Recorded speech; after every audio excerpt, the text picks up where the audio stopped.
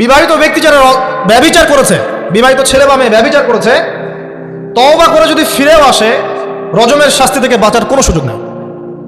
বুঝতে পারছি না? একজন মহিলার কথা বলি, তারা বুঝতে পারবে। এটা একজন মহিলা সাহাবীর ক্ষেত্রেও হয়েছে, একজন পুরুষ সাহাবীর ক্ষেত্রেও হয়েছে।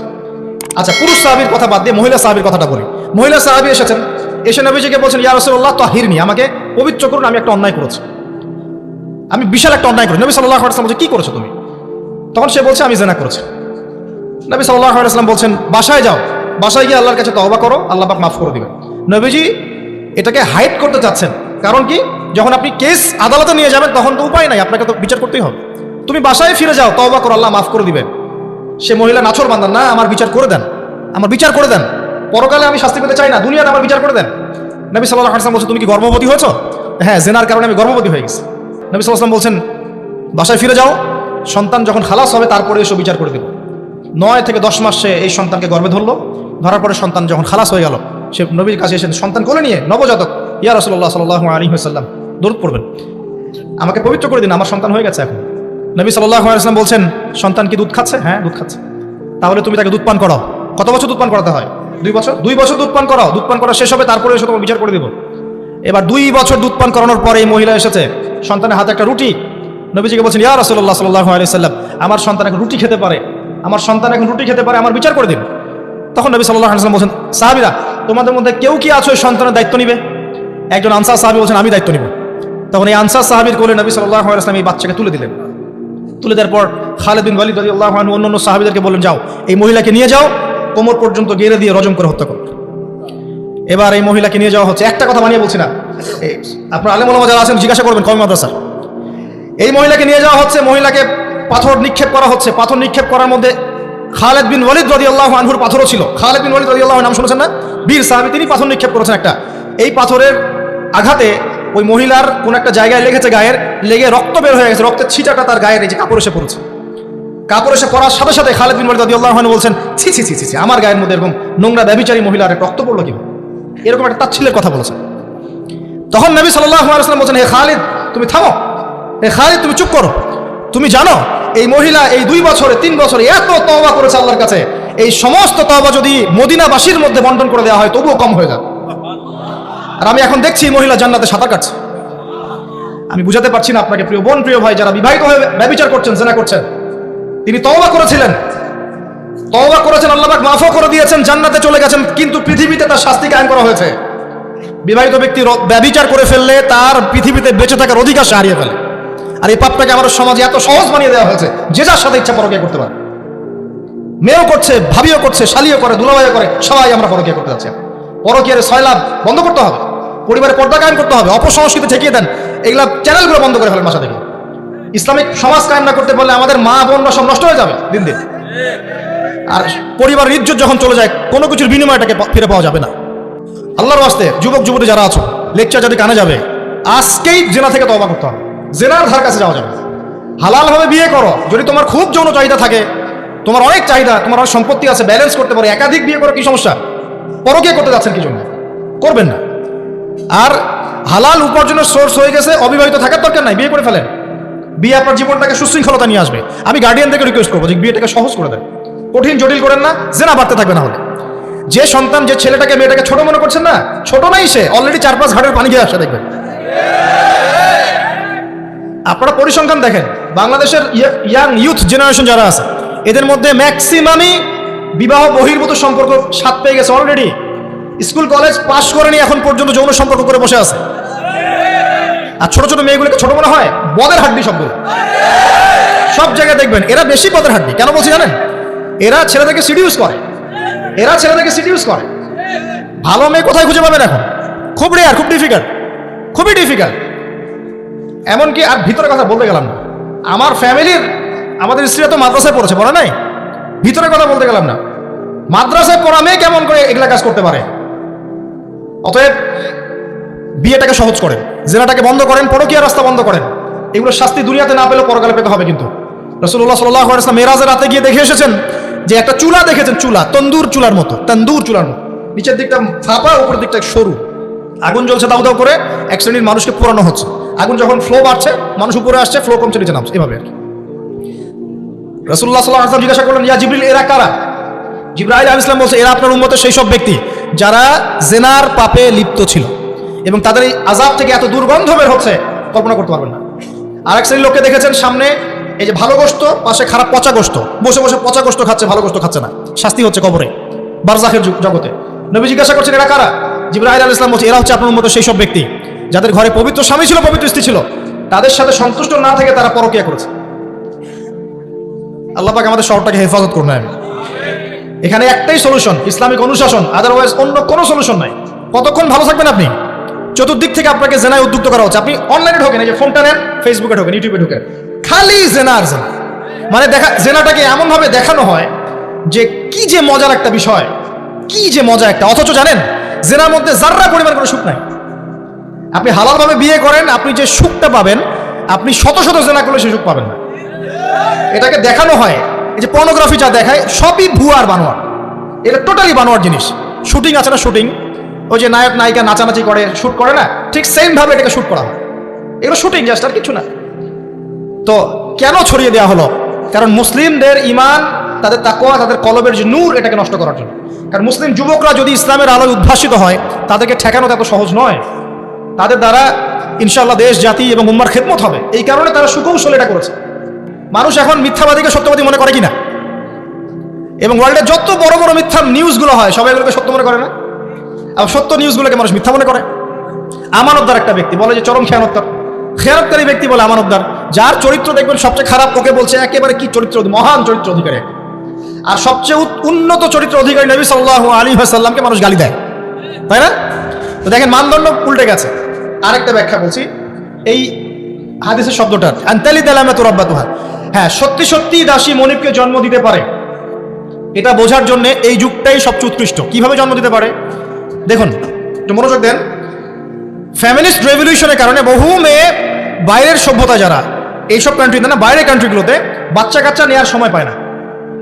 ফ্যামিলিস্ট রেভলিউশনের কারণে বহু মেয়ে বাচ্চা কাচ্চা নেওয়ার সময় পায় না। বাচ্চা নিবে কিভাবে? এখন সন্তান তো দরকার। তখন কি করে? মধ্যবিত্ত, নিম্ন মধ্যবিত্ত কান্ট্রিগুলো থেকে কিছু মেয়েকে হায়ার করা হয়। তাদের যে গর্ভটা, এটাকে হায়ার করা হয়, যে তোমার গর্ভে আমার স্পার্ম ইনজেক্ট করা হবে এবং 9 মাস সেখানে সন্তানটা হবে, তারপর সন্তান জন্ম দিয়ে তুমি তোমার অনারিয়াম নিয়ে চলে যাবে।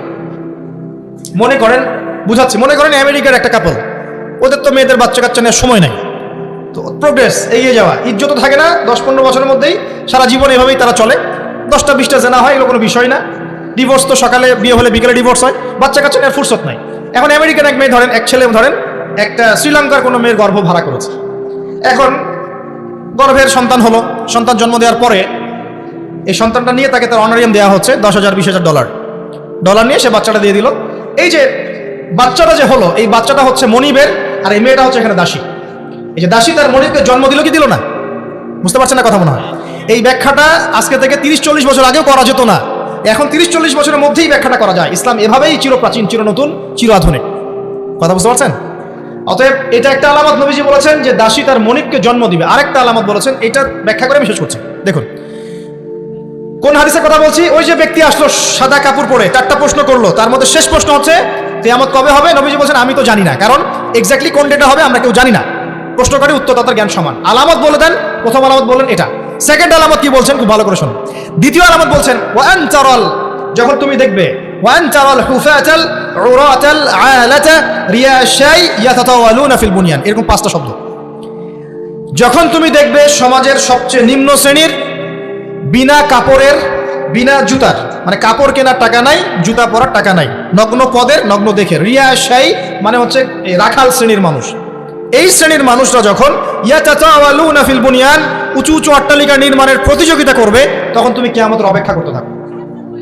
জীবনের শেষের দিকের হাদিসে মাত্র 2টো আলামত, তার মধ্যে ওই একটা ব্যাখ্যা করলাম, আর এই যে একটা।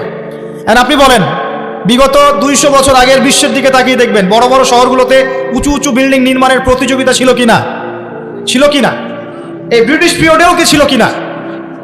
পাকিস্তান পিরিয়ডেও ছিল কিনা?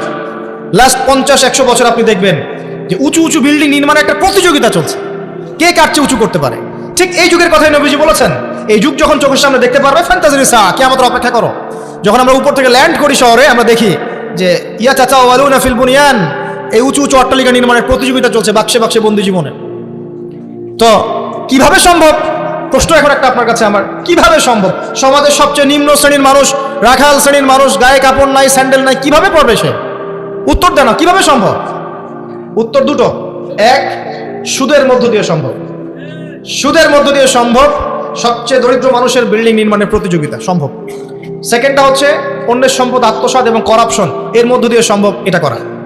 এবং এই জিনিসগুলোও শেষ জামানার আলামত। শেষ জামানার সুদ র্যাপিডলি বাড়তে থাকবে। একটা ব্যক্তি খুঁজে পাওয়া যাবে না মনে হয় যার গায়ে সুদের ছিটাফোঁটা গিয়ে লাগবে না। এই যে আমি বসে আছি, মনে করছেন আমি সুদ খাই না, বা আপনি খাচ্ছেন না?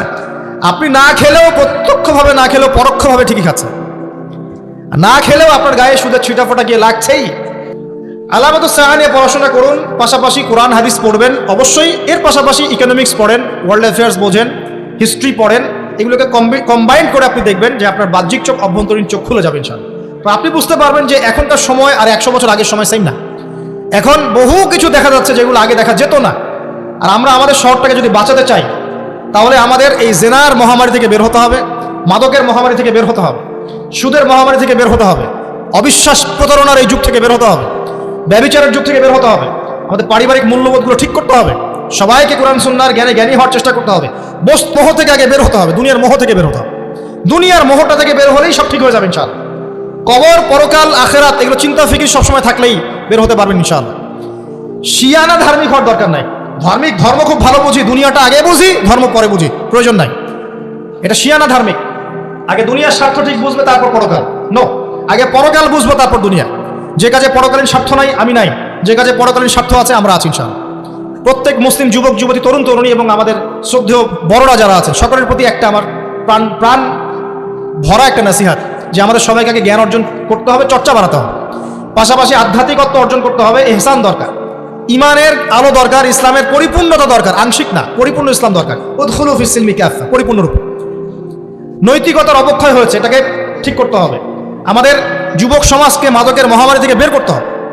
ওদের জন্য রিজিকের সোর্সগুলো বাড়াতে হবে। উদ্যোক্তা হয়ে যান, পড়াশোনা করে উদ্যোক্তা হয়ে যান, ব্যবসা করেন, ব্যবসায় অগ্রগামী হন, প্রয়োজনে কৃষিভিত্তিক অর্থনীতিতে যান, উদ্যোক্তা হয়ে যান। উপার্জনের সোর্স হয়ে গেছে, বিয়ে করে ফেলেন।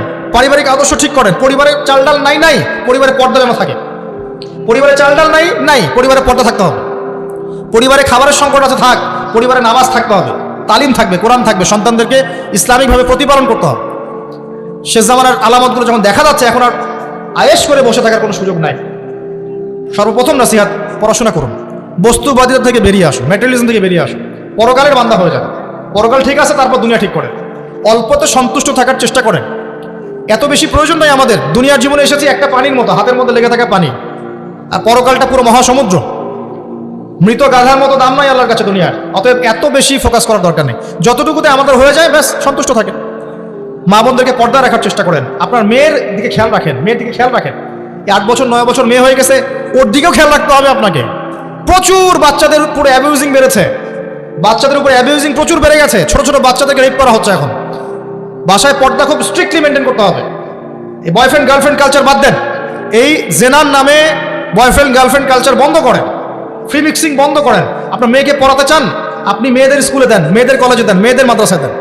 ফ্রি মিক্সিং আছে ওখানে দিয়েন না। আপনি চাকরি করতে যাচ্ছেন মেয়ে হয়ে, যেখানে মেয়েরা চাকরি করে সেখানে করেন। ছেলেদের সাথে ফ্রি মিক্সিংয়ে যায় না। যদি ইজ্জতের মূল্য থেকে থাকে তাহলে এগুলো করেন। রিজিকের মালিক কে? অতএব আল্লাহ রিজিক দিবে তোমাকে। অন্যায়ের সাথে আপোষ করে চাকরি পেতে যাও না। অন্যায় কাজ করে, অন্যায়ের পথে থেকে, অন্যায়ের পথে যারা আছে ওদেরকে সন্তুষ্ট করে চাকরির আশা করো না। ওই চাকরিতেও কোনো বরকত থাকবে না। নিজের যোগ্যতায় নিজের পরিচয় সৃষ্টি কর, নিজের পরিচয় নিজের যোগ্যতায় সৃষ্টি করো। ইনশাআল্লাহ আল্লাহ পাক তোমাকে বেহিসাব রিজিক দিবে ইনশাআল্লাহ। প্রিয় মুসলিম ভাই ও বোনেরা, আমরা এমন একটা যুগে বাস করছি, এই যুগটা আগের মতো নয়। পরিবারে ফিতনা দেখবেন, সমাজে ফিতনা দেখবেন, ধর্মে ফিতনা দেখবেন, সব জায়গায় ফিতনা দেখবেন। আপনাকে ফিতনাগুলো রিকগনাইজ করতে হবে, চিন্তা হবে। চেনার জন্য জ্ঞান লাগবে, আল্লাহর নূর লাগবে, আমল বাড়াতে হবে, বেশি বেশি সুন্নাহ লাগবে, নবী সাল্লাল্লাহু আলাইহি ওয়াসাল্লামের সুন্নাহর উপর থাকতে হবে, পারিবারিক আদর্শ ঠিক করতে হবে, দাওয়াতের কাজ করতে হবে, আমর বিল মারুফ নাহি আনিল মুনকারের কাজ করতে হবে। এরপর ইনশাআল্লাহ দেখবেন আস্তে আস্তে মুসলিমদের কমিউনিটির মধ্যে এই যত সমস্যা আছে ইনশাআল্লাহ কেটে যাবে। আমরা জানি এই সমস্যাগুলো সাময়িক। পৃথিবী যেহেতু সাময়িক, পৃথিবীর সব কিছুই সাময়িক। পৃথিবী যেহেতু একটা সাময়িক জায়গা, এখানকার সব কিছুই সাময়িক। এখন যা চলছে পুরো বিশ্বে, এই অন্যায়, জুলুম, পাপাচার, বেহায়াপনা, অশ্লীলতা কিছুই থাকবে না ইনশাআল্লাহ। আস্তে আস্তে মুসলিমরা এগিয়ে যাবে, নৈতিকতার উন্নয়ন হবে, মুসলিমদের জ্ঞান বাড়বে, ঐক্য হবে ইনশাআল্লাহ। অচিরেই দেখবেন হক আর বাতিলের মাঝে বিশাল যুদ্ধ হবে। এটা বলে দিলাম। হক আর বাতিলের মধ্যে বিশাল রক্তক্ষয়ী সংঘর্ষ হবে, এবং সেখানে একজন ইহুদিও যদি পাথরের পিছনে লুকিয়ে থাকে, পাথর কথা বলবে, ইয়া মুসলিম, হে মুসলিম, ইন্না ওরা আল ইয়াহু তাআল ফাকতুলহু, আমার পিছনে একজন ইহুদি আছে, আসো হত্যা করো।